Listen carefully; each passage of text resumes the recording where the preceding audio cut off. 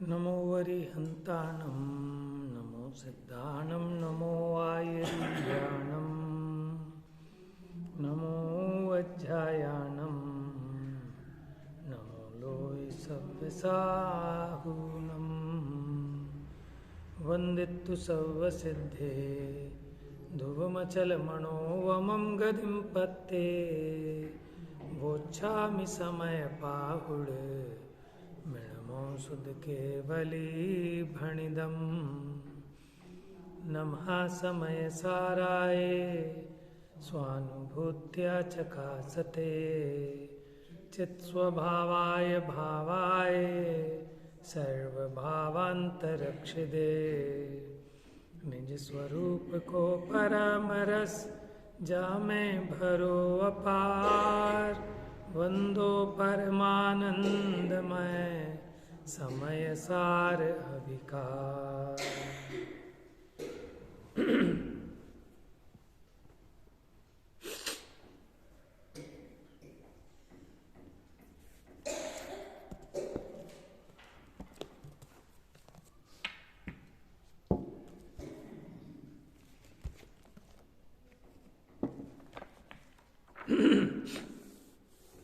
तो कल अपना एक कलश चला था 172 नंबर का, ठीक है। 268 और 269 गाथा चली, जिसमें बताया कि जीव अध्यवसान से नरक, त्रियंश, देव, मनुष्य, इन सर्व पर्यायों और अनेक प्रकार के पुण्य पाप, इन सब रूप अपने को करता है अपनी मान्यता में।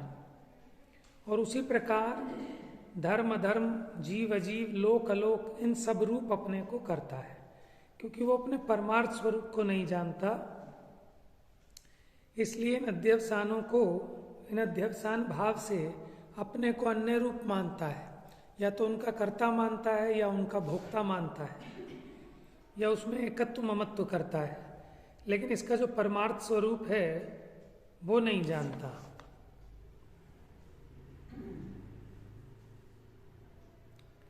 फिर कलश में बताया, विश्व से भिन्न होने पर भी आत्मा जिसके प्रभाव से अपने को विश्वरूप करता है, माने आत्मा है तो विश्व से भिन्न, लेकिन किसके कारण अपने को विश्वरूप करता है कि वो अध्यवसान के कारण।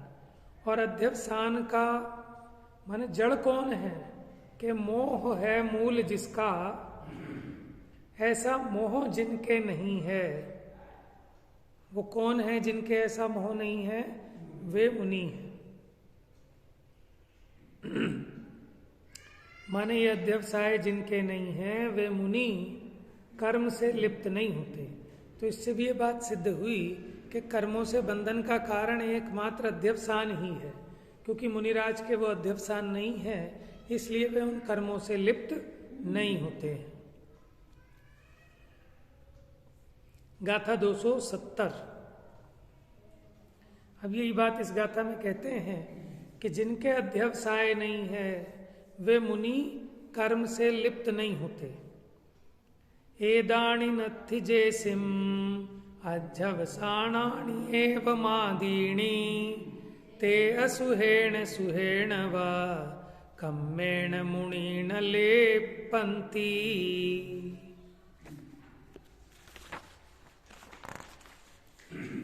इन आदि अध्यवसान विधिवित वर्तते नहीं जिन्हीं को शुभ अशुभ कर्म अनेक से मुनिराज वे नहीं लिप्त हो।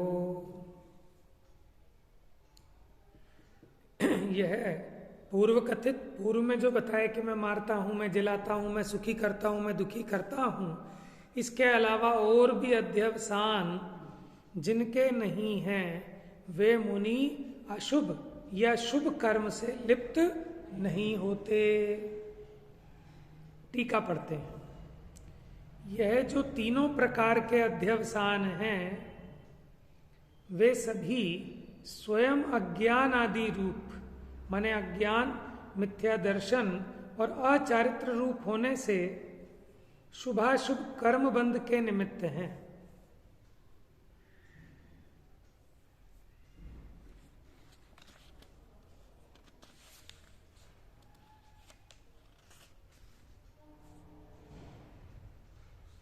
देखो 3 प्रकार के अध्यवसान कौन से आ गए कि पहले प्रकार में तो वो ले लेना कि मैं इसे मारता हूं, जिलाता हूं, सुखी दुखी करता हूं, ये पहले प्रकार के अध्यवसान हो गए। दूसरे प्रकार के अध्यवसान कि मैं नारकी हूं, मैं त्रियंच हूं, मैं देव हूं, मैं मनुष्य हूं।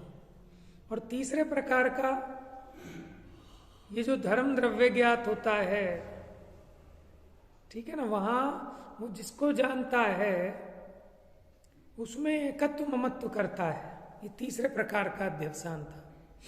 यह जो तीनों प्रकार के अध्यवसान हैं वे सभी स्वयं अज्ञान आदि रूप, अज्ञान आदि माने अज्ञान, मिथ्या दर्शन और अचारित्र रूप होने से शुभाशुभ कर्म बंध के निमित्त हैं।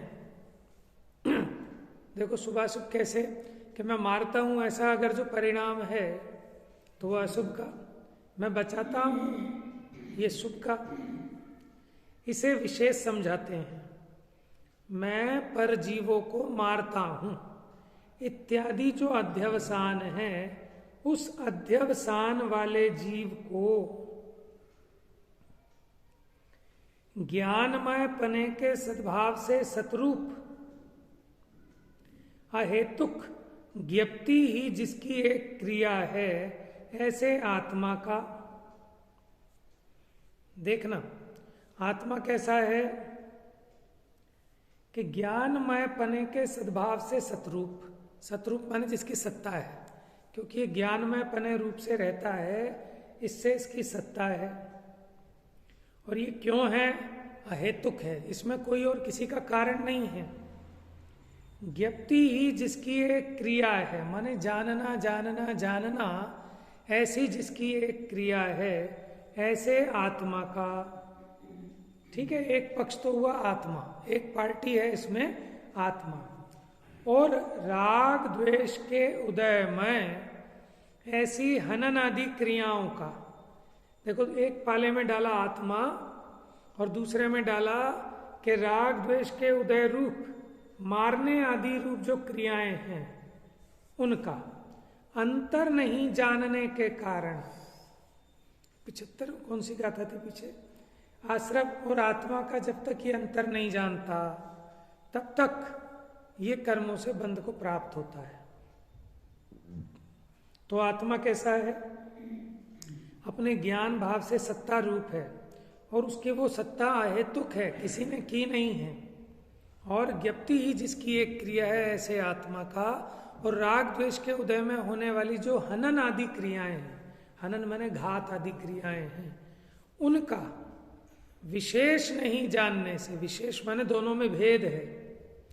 देखो उसी समय माने मारने रूप क्रिया हो रही है और उसी समय ज्ञप्ति क्रिया भी चल रही है, लेकिन इन दोनों क्रियाओं में भेद है।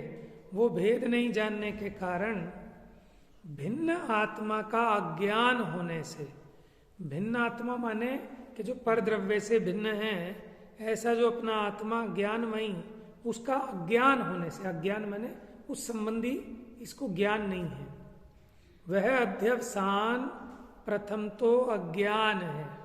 पहले तो वो अध्यवसान जो है क्या, कौन सा अध्यवसान? कि मैं मारता हूं पर जीवों को, कि तू मारता है कि जानता है। तो इस बात का भेद विज्ञान न होने से यह अध्यवसान पहले तो अज्ञान है, फिर भिन्न आत्मा का आदर्शन होने से मिथ्या दर्शन है, क्योंकि भिन्न आत्मा की श्रद्धा नहीं है इसलिए वो विकल्प मिथ्यात्व है। और भिन्न आत्मा का अनाचरण होने से, क्योंकि वो अध्यवसान क्यों उत्पन्न हुआ कि मोह है उसके मूल में, अपनी आत्मा में रमन नहीं कर रहा, इसलिए वो अचारित्र है।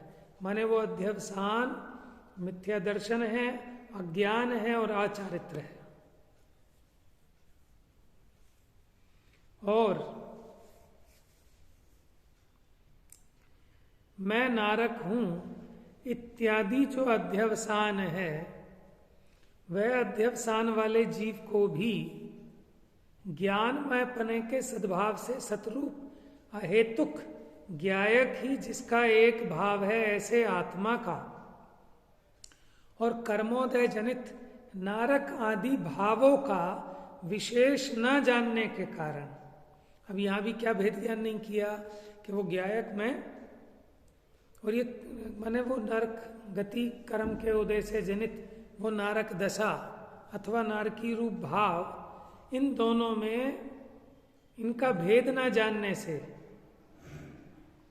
अज्ञान होने से वह अध्यवसान प्रथम तो अज्ञान है, भिन्न आत्मा का अदर्शन होने से वह अध्यवसान मिथ्या दर्शन है, और भिन्न आत्मा का अनाचरण होने से वह अध्यवसान आचारित्र है। तो ये दूसरे प्रकार का हो गया कि मैं नारकी हूं, मैं त्रियंश हूं, माने अपने जैसे भी उदयिक भाव हुए उन्हीं को अपना स्वरूप मान लेता है, क्योंकि भेद ज्ञान नहीं है। पहले में क्या किया कि परद्रव्य रूप जो क्रियाएं होती हैं इस जीव में, माने शरीर आदि की क्रिया के और उस संबंधी भाव, और ये ज्ञायक ज्ञप्ति क्रिया रूप चेतना रूप, इनमें भेद ज्ञान ना होने से पहले प्रकार का जो अध्यवसान है, मैं पर जीवों को मारता हूँ, जिलाता हूँ, सुखी दुखी करता हूँ, ये अज्ञान रूप है, मिथ्यात्व रूप है, आचारित्र रूप है। दूसरा, मैं नारक हूं, मैं त्रियंश हूं, मैं देव हूं, मैं मनुष्य हूं, ऐसा अपने आत्मा का भिन्न ज्ञान न होने से अज्ञान है, अदर्शन है और अनाचर आचारित्र है। तीसरा, यह धर्म द्रव्य ज्ञात होता है इत्यादि जो अध्यवसान है, वह उस अध्यवसान वाले जीव को भी ज्ञानमय पने के सद्भाव से सतरूप अहेतुक ज्ञान ही जिसका एक रूप है, ऐसे आत्मा का, और जो जानने में आए वो धर्मादिक द्रव्यों का विशेष न जानने के कारण, अब ये क्या करता है, इसे धर्मादि द्रव्यों को आगम से जानता है, तो सोचता है कि मुझको धर्म का ज्ञान है, आकाश का ज्ञान, लोकालोक का ज्ञान, लेकिन वो ये नहीं जानता कि ज्ञान क्या है। माने वो ज्ञान मेरी चेतना से अभेद है, मैं स्वयं ज्ञान स्वरूप हूं, और अपने ज्ञान को उसके आश्रय का मानता है जिस ज्ञ को जाना। तो इसलिए इसका ये अध्यवसान भी अज्ञान है, मिथ्या दर्शन है और आचारित्र है। इसलिए ये समस्त अध्यवसान बंध के ही निमित्त हैं। मात्र जिनके ये अध्यवसान विद्यमान नहीं है, वे ही कोई विरले मुनि कुंजर, कुंजर कहते हैं समूह को, सतरूप, सतरूप माने सत्ता रूप, अहेतुक माने जिसका कोई हेतु नहीं है, किसी ने नहीं कराई, ज्ञप्ति ही जिसकी एक क्रिया है, सतरूप अहेतुक ज्ञायक ही जिसके एक भाव है, और सतरूप अहेतुक ज्ञान ही जिसका एक रूप है। ऐसे भिन्न आत्मा को सर्व अन्य द्रव्य भावों से जानते हुए, अब देखो जो कोई विरले हैं वो इनको भिन्न जानते हैं उन क्रियाओं से, सम्यक प्रकार से श्रद्धा करते हुए, आचरण करते हुए, स्वच्छ और स्वच्छंदतया उदयमान, स्वच्छंदतया माने स्वाधीन, उदयमान माने प्रकाशित, ऐसी अमंद, अमंद माने तीव्र, जो मंद नहीं है, अंतर ज्योति को अज्ञान आदि रूपता का अत्यंत अभाव होने से, माने अंतरंग में प्रकाशित होती हुई ज्ञान ज्योति किंचित मात्र भी अज्ञान रूप, मिथ्यात्व रूप और आचारित्र रूप नहीं होती। इसलिए शुभ या अशुभ कर्म में वास्तव में लिप्त नहीं होते। ये वो जो कलश आया था पीछे, उसी का और खुलासा यहाँ गाथा में हुआ है। पंडित जयचंद जी का भावार्थ, यह जो अध्यवसान है क्या, कि मैं पर का हनन करता हूं, हनन माने घात करता हूं, इस प्रकार के हैं। मैं नारक हूं, इस प्रकार के हैं, और मैं पर द्रव्य को जानता हूं, इस प्रकार के हैं। तो क्या पर द्रव्य को जानता नहीं है? ये जो इसको अध्यवसान कह रहे हैं, तो क्या पर द्रव्य को जानता नहीं है क्या ये? तो फिर इसको अध्यवसान क्यों कहा? कि इसलिए कहा, पीछे कहा था कि ये जिसको जानता है तो उच्चार से उसको जानने रूप ज्ञान जो परिणमित हुआ उसी को उसी का नाम दिया जाता है। जैसे घट को जानने वाले ज्ञान का नाम घट ज्ञान है, पट को जानने वाले ज्ञान का नाम पट ज्ञान है, लेकिन वो ज्ञान पट का या घट का नहीं है, वो ज्ञान आत्मा का है। उसी प्रकार ये ज्ञान पर द्रव्य का नहीं है, ज्ञान अपना है और वो उसके विषय है। तो विषय और उसको विषय करने वाला विषयी, इनमें भेद नहीं जानता अज्ञानी, इसलिए इसको अध्यवसान कहा।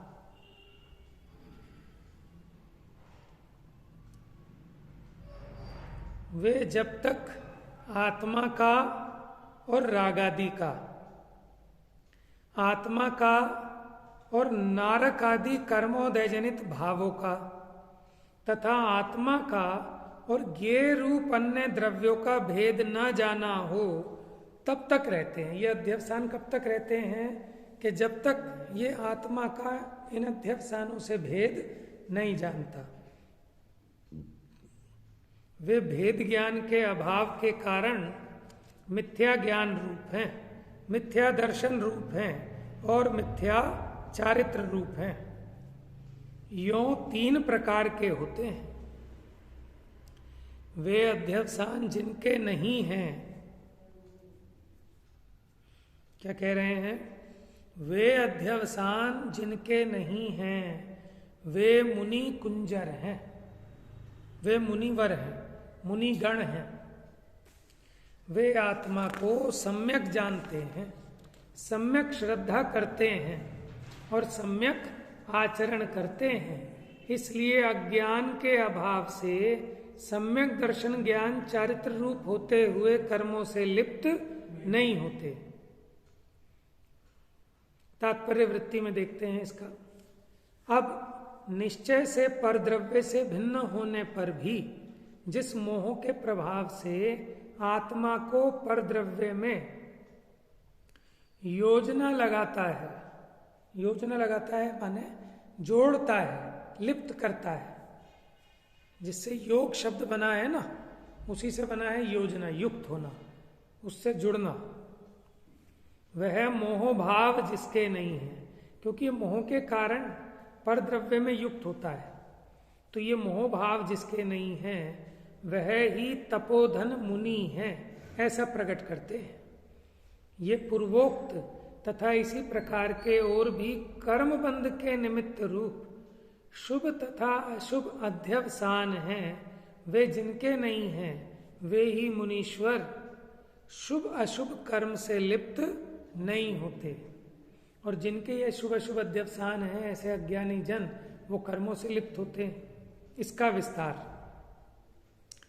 जिस समय इस जीव को शुद्धात्मा के सम्यक श्रद्धान, सम्यक ज्ञान तथा सम्यक चारित्र रूप निश्चय रत्नत्रय वाला भेद विज्ञान नहीं होता है, उस समय मैं जीवों को मारता हूं, ये हिंसा के अध्यवसान, मैं नारकी हूं, ऐसे कर्मोदय रूप अध्यवसान, और ये धर्मास्तिकाय है इत्यादि ज्ञेय पदार्थ के अध्यवसान को निर्विकल्प शुद्धात्मा से भिन्न है ऐसा नहीं जानता। देखो तीन प्रकार के जो अध्यवसान हैं कि एक तो पर को मारने रूप, माने जिसको राग द्वेष रूप कह दे, दूसरा कर्मोदय रूप माने मैं नारकी हूं, मैं देव हूं, और तीसरा कि ज्ञेय पदार्थ रूप माने जिन ज्ञेयों को जानता है उन्हीं से ज्ञान की उत्पत्ति मानता है। तो इनसे शुद्धात्मा को भिन्न नहीं जानता। उसे न जानते हुए हिंसा के अध्यवसान रूप विकल्प के साथ, देखो पर के घात का जो अध्यवसान हुआ वो भाव और जो मेरा जानन रूप भाव है, इन दोनों में कुछ भेद है, वो विभाव है, और ये ज्ञप्ति क्रिया रूप जानन रूप ये मेरा स्वभाव है। लेकिन इन दोनों के भेद को नहीं जानता तो इन दोनों को अभेद रूप से श्रद्धान करता है। जैसे मैं जानने वाला हूं ऐसे ही मैं राग द्वेष करने वाला हूं, तो इन दोनों के अभेद श्रद्धान करता है, अभेद रूप जानता है, और अभेद रूप आचरण करता है, तब वह जीव मिथ्या दृष्टि होता है, मिथ्या ज्ञानी होता है और मिथ्या चारित्र वाला होता है। इसलिए उसके कर्म बंद होता है। जब फिर उसके पूर्वोक्त भेद विज्ञान होता है। कौन सा भेद विज्ञान? कि अपने आत्मा का अध्यवसान से जो भेद है उसको जानता है, तब वह सम्यक दृष्टि होता है, सम्यक ज्ञानी होता है, सम्यक चारित्र वाला होता है। इसलिए उसके कर्म बंध नहीं होता है।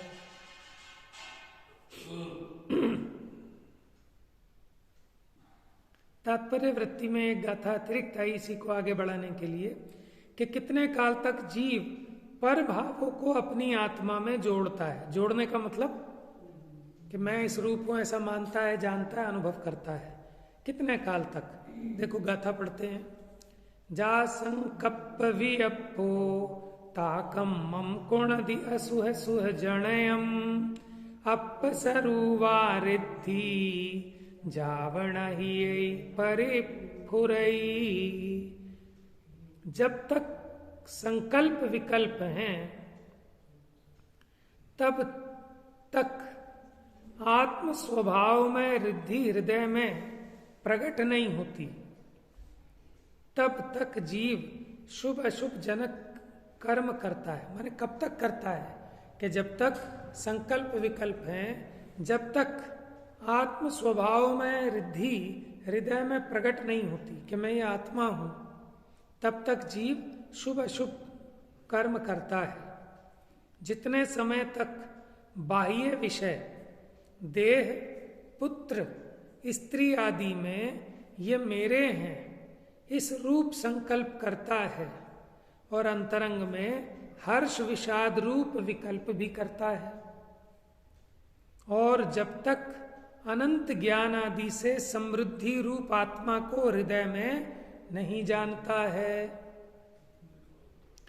जितने काल तक इस प्रकार का आत्मा हृदय में प्रकट नहीं होता है, उतने काल तक शुभ अशुभ जनक कर्म करता है, ऐसा आशय है। तो क्या करना चाहिए कि अपने उस आत्मा के स्वरूप को शीघ्र अतिशीघ्र जानकर उसका सही श्रद्धान कर उसमें ही रम जाना चाहिए। देखो गाथा 271, यहां बारंबार अध्यवसान शब्द कहा गया है। वह अध्यवसान क्या है? लो आ गई गाथा। उसका अर्थ भली भांति समझ में नहीं आया। ऐसा प्रश्न होने पर अध्यवसान का स्वरूप गाथा द्वारा कहते हैं। एक सेपरेट गाथा ही बना दी कि अध्यवसान का मतलब क्या है। बुद्धि व्यवसाओ विय अध्यवसानम मदीय विण्णाणम एकट्ठमेव सव्वम चित्तम भावो य परिणामो।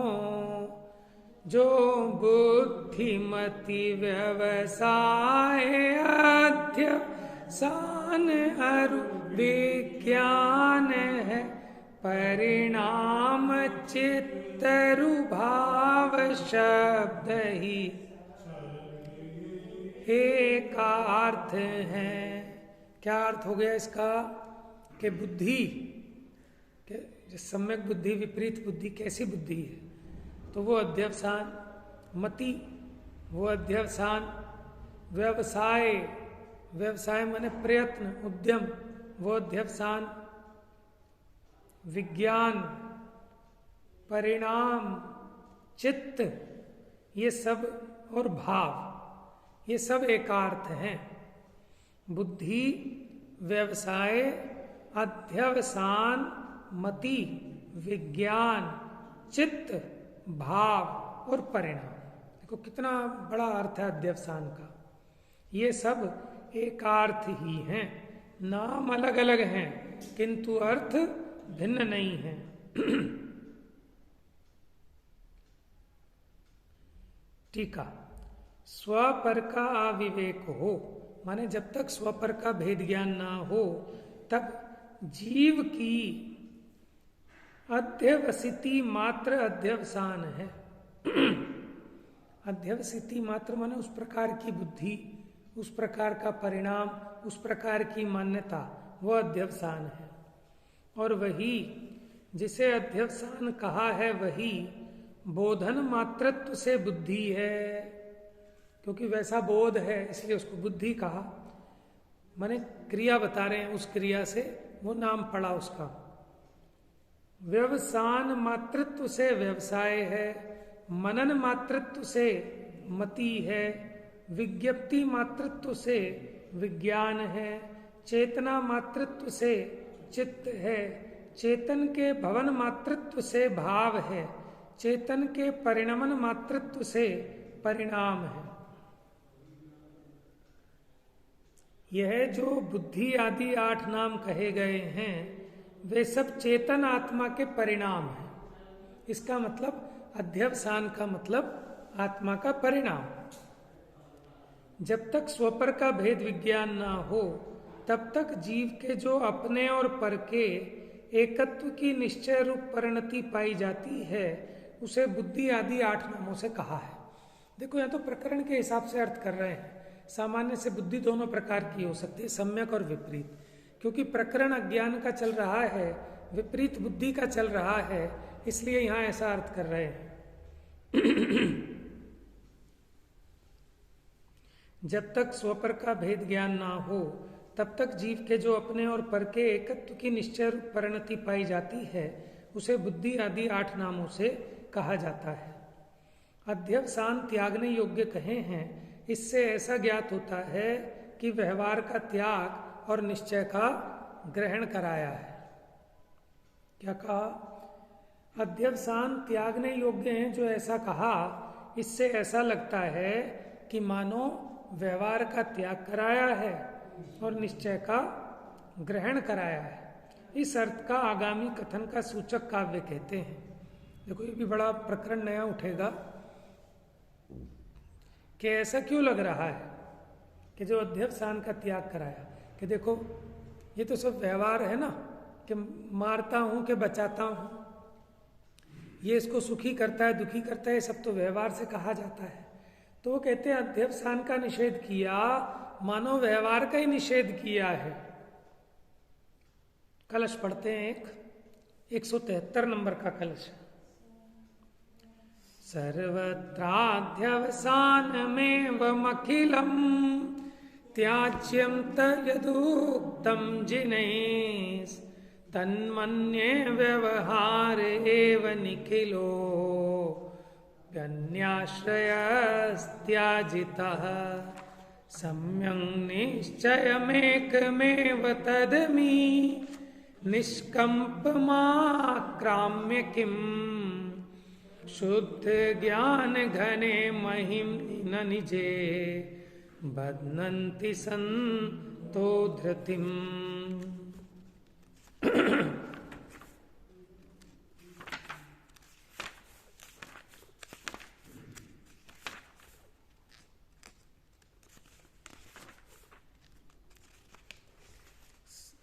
सब ही अध्यवसान त्यागने योग्य हैं।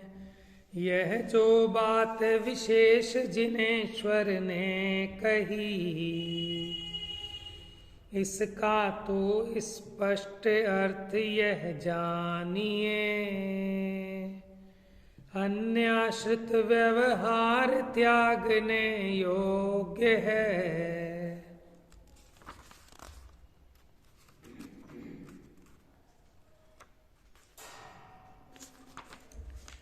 परम शुद्ध निश्चय का जो ज्ञेय है, शुद्ध निजातम राम एक ही ध्येय है। यदि ऐसी है बात तो मुनि जन क्यों नहीं, शुद्ध ज्ञान घन आत्म में निश्चल रहें। तो वे कहते हैं ऐसा जानकर मुनीश्वर जब ये बात समझ में आती है कि मैं पर को जिला नहीं सकता, मार नहीं सकता, ये सब अध्यवसान है, तो वो व्यवहार न्याय का आश्रय छोड़कर परम शुद्ध निश्चय न्याय का आश्रय लेकर अपने स्वरूप में गुप्त हो जाते हैं। व्यवहार न्याय का निषेध कब करना? कि जब स्वरूप में भीतर जाना है तो व्यवहार न का निषेध हो जाएगा। अब यहाँ को ये ना समझे, ठीक है ना, अब यहाँ क्या सोचते हैं कि मंदिर आना ये तो व्यवहार है, तो हम मंदिर आना छोड़ देंगे तो व्यवहार का निषेध हो जाएगा कि भैया मंदिर आना तो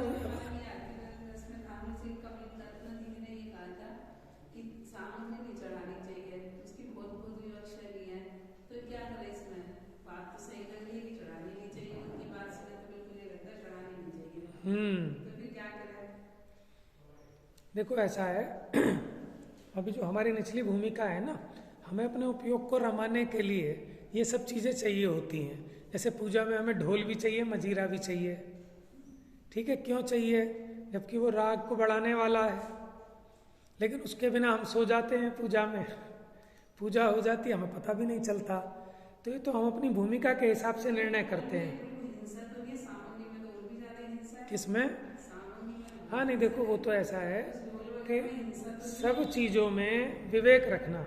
हिंसा तो देखो गृहस्थी में लगभग सभी कामों में है, ठीक है। अब मंदिर बनाने में भी हिंसा है। अब ये सोच के कोई मंदिर का निषेध करने लगे, प्रक्षाल करने में भी हिंसा है, प्रक्षाल का निषेध करने लगो, झाड़ू लगाने में हिंसा है, झाड़ू लगाने का निषेध करने लगो। तो आचार्यों ने कहा कि जिसमें हिंसा तो कम से कम हो, ठीक है ना, और लाभ अधिक हो, तो अपने विवेक से वो क्रिया विचार करना कि अगर आपके सामग्री चढ़ाने पर विशेष भाव बनते हैं तो आप सामग्री चढ़ाना, लेकिन उसमें विवेक रखना, शोध के। फिर ये नहीं कि मुट्ठे भर भर के चढ़ानी है, ठीक है ना। अब सामग्री भी, अब चावल तो आदमी चढ़ा दे मुट्ठे भर भर के, तो आप बादाम चढ़ा दो, मत चढ़ाओ चावल। आपको ऐसा लगता है कि गीले हो जाएंगे, पड़े पड़े भीग जाते हैं, उसमें कीड़े पड़ जाएं, लट पड़ जाएं, हिंसा होगी, तो आपके पास दूसरा अल्टरनेट है, बादाम चढ़ा दो। और सेठ हैं तो चांदी के फूल चढ़ाओ, मणियाँ चढ़ाओ, रतन चढ़ाओ। समझ में? देखो असली खेल तो परिणामों का है। ये तो सब व्यवहार की बात है, ये सामग्री चढ़ाना वगैरह, लेकिन अब आपके अपने भाव की विशेष विशुद्धि जैसे बने उसका निमित्त मात्र है। लेकिन उन क्रियाओं में मेन विवेक मूल है कि विवेक को सर्वोपरि रखना। अब लोग लड़ते हैं कि पूरे मुट्ठे भर के चढ़ाएंगे। अरे तो मुट्ठे भर के चढ़ाओ, चाहे 2 दाने चढ़ा लो, थोड़ा उपयोग एकाग्र करने के लिए होता है। ये सब चीज़ें इसलिए हैं कि इसको ये फील हो कि हाँ मैं पूजा कर रहा हूँ, ठीक है ना। तो हम निषेध किसी भी चीज़ का नहीं कर सकते, क्योंकि देखो स्यादवाद शैली है, अनेक अपेक्षाएं हैं, हर एक जीव की नाना प्रकार की भूमिकाएं हैं, हर एक का अपना राग, किसी का घट गया, किसी का अभी बहुत है, तो उस हिसाब से अपना अपना निर्णय स्वयं करना ही चाहिए सबको, लेकिन उसमें हटवाद नहीं करना, ठीक है ना। फिर समाज में जैसा जो प्रचलन में हो उसके हिसाब से चलना, कोई वाद विवाद का भी ज़्यादा विषय नहीं बनाना, लेकिन उसमें ये बात समझ में रखनी चाहिए कि अहिंसा परमो धर्म है, ठीक है। अहिंसा धर्म का मूल है। जिसमें आपको लगती है कि बहुत हिंसा हो रही है उसका निषेध करना चाहिए, और फिर जो शक्य हो वह करे और अशक्य की श्रद्धा करे। श्रद्धान ही सम्यक तो है, इस भांति सब जिनवर कहें, ठीक है ना। तो अपना विचार रखें कि गीली सामग्री है उसका प्रॉपर डिस्पोजल होगा नहीं होगा। अगर गीली पड़ी रही, बंद रही कट्टे में, तो कितनी लटें पड़ जाएंगी उसमें, ठीक है ना। तो उसका दूसरा भी है उपाय कि जिसको दी जाती है उसको कहा जाए भैया इसको, वैसे तो वो सुखा ही लेगा, नहीं तो उसकी भी खराब हो जाएगी।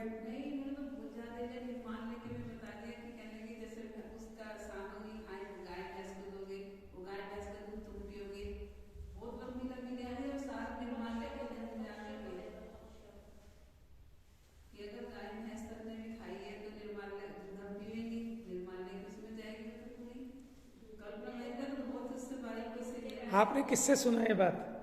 आपने किससे सुनी? अच्छा अच्छा, बहन जी के स्वाध्याय में।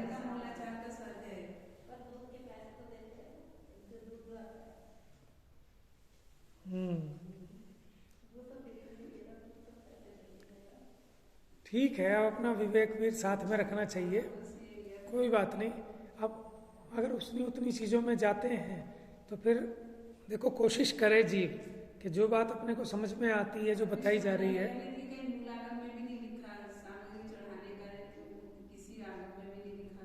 अब ऐसा है ना, ये जो पूजाएं हैं, अब 8 द्रव्यों की पूजाएं तो चली रही हैं, जैसे रत्न श्राप का 4 आदि पढ़ते हो, उसमें भी तो आता ही है ना, अष्टद्रव्य से पूजन करें, और इतनी पुरानी पुरानी पूजने हैं। संस्कृत का भी चक्र विधान अधिक है। हाँ, ज्यादातर है, लेकिन ऐसा नहीं, 13 पंथियों की भी हैं। ठीक है, तो ये चीजें क्या है कि देखो अपने परिणामों को टटोलना चाहिए। ये तो सबसे अच्छा ये होता है कि आपको बाहर की क्रियाएं नहीं करनी पड़े, वो अहिंसक है, सारा ही काम अहिंसक है, लेकिन मुख्यतः आपके परिणाम की है। अब जैसे हम जो पूजा करते हैं, तो ये पूजा पढ़ने की भी क्या जरूरत है, लेकिन परिणामों को जोड़ने के लिए, क्योंकि अपने भावों को जोड़ना है। अब कई लोग पूरा का पूरा फोकस सामग्री पे किए रहते हैं। देखो, किसी को जिसका उपयोग बहिर्मुखी ज्यादा रहता है, उसको सामग्री से, बच्चे होते हैं ना, अब वो इधर उधर कुछ करे जा रहा है तो उसको कहते हैं सामग्री चढ़ा, ध्यान से। अक्षत आएगा, अक्षत पे अक्षत चढ़ा, जल पे जल चढ़ा, चंदन पे चंदन चढ़ा, थोड़ा ध्यान रख, तो उसका उपयोग थोड़ा यहाँ एकाग्र होगा। लेकिन जिसको पूजा में आनंद आ रहा है, वो उसका अर्थ समझ समझ के कर रहा है, तो उसको सामग्री चढ़ाने में डिस्टरबेंस होती है। तो हमें तो जैसे डिस्टरबेंस लगती है तो हम नहीं चढ़ाते। मानो जैसे शिवचक्र विधान हो रहा है, समय सार विधान हो रहा है, तो उसमें समझने की ज़्यादा बात आती है। अब समझने में उपयोग लगा रहे हो तो वो चढ़ाना तो रह ही जाएगा, रह जाए, क्योंकि असली काम है उपयोग का वहाँ केंद्रित होना, अपने उपयोग की विशुद्धि होना। ठीक है, उस बात को आप अपने लेवल पे ले सकते हैं, लेकिन ज़्यादा उसका विरोध भी नहीं करना, निषेध भी नहीं करना। अनेक अपेक्षाएं हो सकती हैं, तो अपने ऊपर आप अपना अप्लाई कर सकते हो, लेकिन उसके लिए भी हट मत करो। कोई कहता है तो चढ़ा लो, नहीं कहता है मत चढ़ा लो, न्यूट्रल रहो। ठीक है ना। तो इसलिए क्या है कि देखो, सारी चीजें आगम में नहीं मिलेंगी। हाँ, नवदा भक्ति आई है, उसमें भी आया है कि उनका अष्टद्रव्य से पूजन करे, एक भक्ति वो भी है। खैर, देखो निषेध किसी चीज का नहीं है, बात यह है कि अपना स्वयं का विवेक करना है। अब आप ये कहोगे कि उसमें तो लिखा है फल चढ़ाओ, कि हाँ लिखा होगा, बहुत पुराने पुराने शास्त्रों में भी मिल जाएगा। ठीक है, लेकिन उस समय उतने त्रस जीवों की उत्पत्ति नहीं होती थी। अब त्रस जीव विशेष उत्पन्न होने लगे, विकलत्रय जीव बहुत उत्पन्न होते हैं। अभी भी ऐसी ऐसी जगह है जहाँ विकलत्रय उत्पन्न नहीं होते, भोग भूमि में नहीं होते, विकलत्रय जीवों की उत्पत्ति नहीं होती। ठीक है ना, तो वहाँ कोई आपत्ति नहीं है उस चीज में। लेकिन जहाँ अपने को सामने के सामने दिख रहा है कि इसमें हिंसा हो रही है, आप कहो कि सब शास्त्र में तो लिखा है चढ़ाओ, भैया हम तो नहीं चढ़ाएंगे। ठीक है ना, तो वो चीज अपना देखनी होगी। और फिर पर्सनल चीजें हैं कि हम दुनिया को नहीं पलट सकते, क्योंकि जब शास्त्र में दोनों तरह के कथन मिलते हैं, देखो, और ये कथन भी आपको कहीं स्पष्ट नहीं मिलेगा कि नहीं चढ़ाओ। समझ में आया? और ये भी स्पष्ट ऐसे नहीं मिल जाएगा कि जरूर चढ़ाना कंपलसरी है, वो तो उन्होंने बता दिया। अब ये पूजन पद्धति भी कैसे विकसित हुई, जो क्रियाकांड डेवलप हुए वो धीरे धीरे हुए, कैसे क्या रहा, वो अनेक बातें हैं। लेकिन उसमें भी हमने वो चीजें छाट ली कि जिसमें कम से कम हिंसा हो।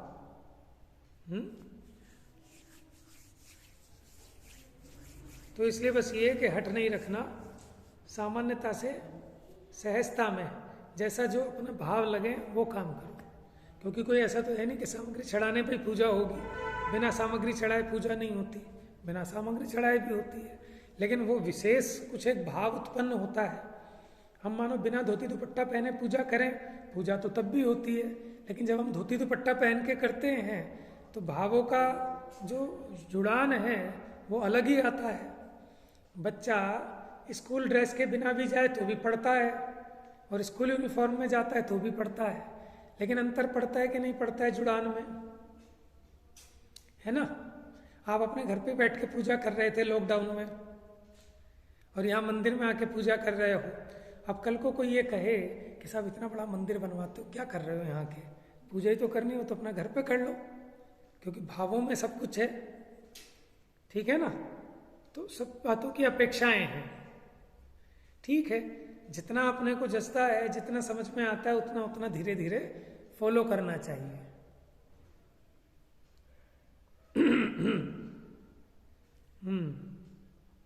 तो इस कलश का अर्थ तो कल ही लेंगे। ये कलश बहुत बढ़िया है। और इसका अर्थ समझ गए ना, व्यवहार का निषेध ऐसे नहीं। व्यवहार के निषेध का मतलब है कि उनसे ऊपर उठ जाना। ठीक है ना, मैं इसको बचाऊं, ये करूं, पूजा पाठ करूं, इनसे ऊपर उठ जाना माने अपने स्वरूप में गुप्त हो जाना। तो वो चर्चा विशेष कर लेंगे। मिथ्यात्म नाश को